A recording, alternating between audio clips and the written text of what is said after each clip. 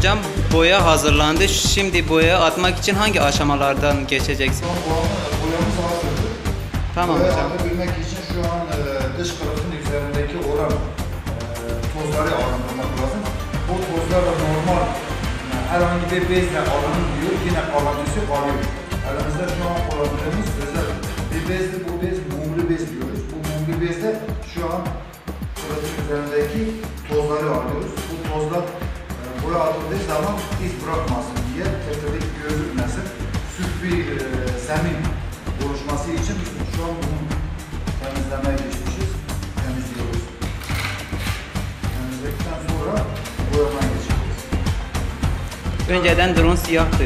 Tabii ki bu fiber tıraştan oluşuyoruz ama fiber tıraş üzerinde bazı noksanlar oluyor, yani eksiklikler oluyor, çukurlar oluyor, zeminler oluyor, tırtıklı bir yüzey oluşuyor. Bunu alabilmek için ilk önce zımpara çekiyoruz, zımparadan sonra macun çekildi, macun tekrar zımparayı geçiyor, zımparadan sonra astar geçildi. Şu an bu gördüğümüz astar ve astarın zımparası gerekiyor. Bunun üzerine şu an boya geçeceğiz. Tamam hocam, teşekkürler.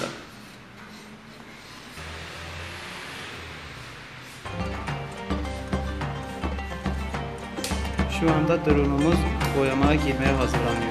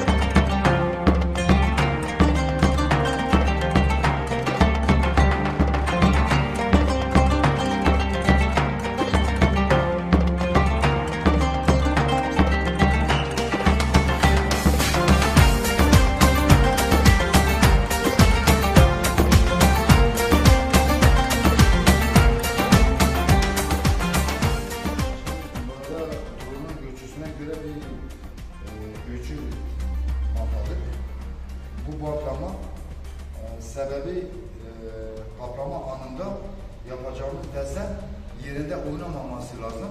Desenlerin şekilleri bozulabilir. Bunun önlemini alıyoruz şu an bu bantta.